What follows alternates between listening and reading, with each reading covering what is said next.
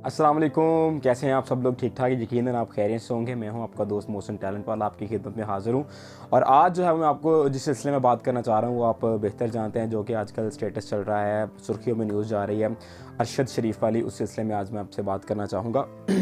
तो सबसे पहले जो मैं आपको बताना चाहता हूँ कि किस तरह जो है वो किन बातों की वजह से उन पर जो है वो मुश्किलात बनी और उनको मुल्क छोड़ने पर मजबूर किया गया, और उसके बाद वो कहाँ गए, कहाँ पर स्टे किया, और उसके बाद कीनिया में कैसे गए, और कीनिया में जो वाक़या पेश आया वो कैसे पेश आया, तो वो मैं आपको आज बताना चाहूँगा। ज़रा सुनिएगा।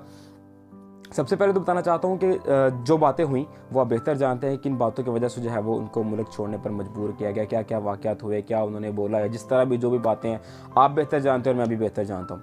उसके बाद जो है वो जब उनको मुल्क छोड़ने पर मजबूर किया गया तो वो खैबर पख्तूनख्वा की हुकूमत के पास गए, गवर्नमेंट के पास गए, उन्होंने उनको सपोर्ट किया। उन्होंने अपनी प्राइवेट गाड़ी के ऊपर उनको जो है वो एयरपोर्ट भिजवाया। वहाँ से जो है वो दुबई का उनका वीज़ा था, वो दुबई चले गए।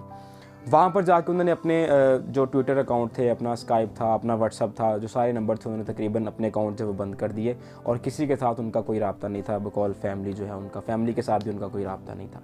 कुछ देर रहने के बाद जो है वो सडन अचानक जो है वो उनको गवर्नमेंट जो है अपना दुबई की है, वहाँ से ख़बर आती है, जी आप हमारी कंट्री जो है वो छोड़ दें वरना हम आपको पाकिस्तान के हवाले कर देंगे। यानी कि दुबई के गवर्नमेंट उन्होंने कहा कि आप दुबई को छोड़ दें वरना हम आपको पाकिस्तान के हवाले कर दिया जाएगा। वहाँ से जो है वो थोड़ा सा परेशान हुए। उन्होंने जो है वो उनके पास जो उनके फैमिली के बकौल जो वर्जन है उसके मुताबिक जो है वो उनके पास यूरोप का वीज़ा नहीं था, उनके पास अमेरिका का वीज़ा नहीं था, और वो सिर्फ जिस यूएई में थे। तो इसी तरह उनके पास वीज़ा नहीं था। तो फिर उन्होंने सोचा कि जो कीनिया है उसी का, यानी कि ऑनलाइन वीज़ा हम अप्लाई कर सकते हैं, हमें ऑनलाइन वीज़ा उसका मिल जाता है ईजीली। तो सुनने में जो आया है कि वहाँ पर उनका ऑलरेडी एक दोस्त था जिसका नाम वकार है, और जो कानून है, जो कानूनी कार्रवाई के मुताबिक उनको वो निगार कहा जा रहा है। अब वकार है या निगार है ये आपको बाद में कंफर्म हो ही जाएगा कुछ दिनों तक। तो उस सिलसिले में जो है उन्होंने वकार से रब्ता किया, और बताया ये भी जा रहा है कि कीनिया के अंदर उनके भाई भी थे जिनका नाम खुरम खुरम बताया जा रहा है कि उनका एक भाई और उनका जो दोस्त है वकार, जो कि कीनिया में रियल एस्टेट का काम कर रहा था, उनके घर में जो है वो अरशद शरीफ साहब जो है वो रहाइश पजीर थे। तो वहाँ पर जाकर जो है वो उनके कुछ मामला बेहतर भी हो रहे थे।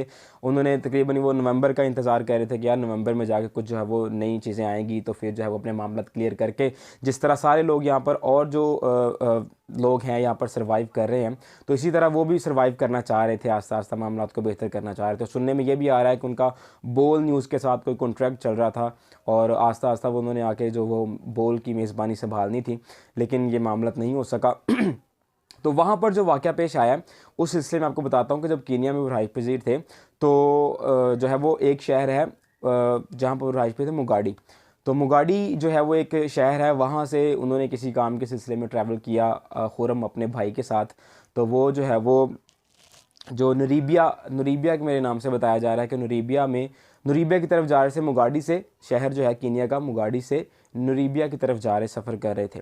तो जब उन्होंने सफ़र वहाँ पर स्टार्ट किया तो उससे पहले जो है यानी कि उनकी ट्रैवलिंग से पहले वहाँ पर एक ख़बर आती है, एक नौजवान जो है वो रिपोर्ट दर्ज करवाता है उनके कानून उनकी किसी थाने में, चौकी में, कि भाई मेरा एक बेटा और मैं जो है वो, मैंने गाड़ी पार्क की है और मेरा बेटा गाड़ी के अंदर बैठा हुआ था। मैं इलेक्ट्रिक स्टोर के ऊपर जब कुछ चीज़ें लेने के लिए गया, जब मैं वापस आया तो ना मेरा बेटा वहाँ पर था और ना मेरी गाड़ी वहाँ पर थी। एक बंदे ने ये रिपोर्ट दर्ज करवाई। उसी रिपोर्ट के मद्देनज़र जो वहाँ का कानून है, उन्होंने नाकाबंदी की हुई थी उस मुगाड़ी शहर के पास, और जो है वो गाड़ियों को चेक कर रहे थे बार बार। तो जब अरशद शरीफ साहब और उनका भाई खुरम जब वो वहाँ सर आ रहे थे नुरीबिया की तरफ जाने के लिए, तो उन्होंने देखा कि यहाँ पर तो पुलिस का नाका लगा हुआ है। तो उन्होंने ये सोचा कि शायद ये नाका हमारे लिए लगा हुआ है या हमें रोकने के लिए लगा हुआ है। तो उन्होंने गाड़ी जो है वो मेन सड़क से हटाकर जो साथ एक सड़क होती है, छोटी पथरीली रास्ता होता है, उसके ऊपर डाल दी कि शायद ये नाका हमारे ही लगा हुआ है। बकौल जो है वर्जन जो मेरे पास खबर पहुंची है उस सिलसिले में आपको बता रहा हूँ। जब वो आगे जाके उन्होंने जो शॉर्ट रास्ता था, कच्चा रास्ता जिसे हम कह लेते हैं, कि उस रास्ते से जाकर उन्होंने जब मेन पर आए हैं तो वहाँ पर जो है पुलिस ने उनको वार्न किया है, उन्होंने गाड़ी नहीं रोकी, और फिर पुलिस ने जो है वो फायर किया, और फायर जो है वो अरशद शरीफ साहब के सर में लगा, जिसकी वजह से उनकी डेथ हो चुकी थी। और जब वो जो दूसरा वर्जन जब आया कि वो उनकी फैमिली के बकौल ये आया कि वहाँ पर जो उन्होंने गाड़ी कच्चे रास्ते पर डाली है और उनको मेन पर ले जाया गया, जब वो मेन पर पहुँचे हैं तो वहाँ पर कोई पुलिस नहीं थी, कोई पुलिस की वार्निंग नहीं थी, और डायरेक्ट उन पर फायरिंग की गई है, जिसकी वजह से अरशद शरीफ साहब की डेथ हो गई है। तो ये दो वर्जन है।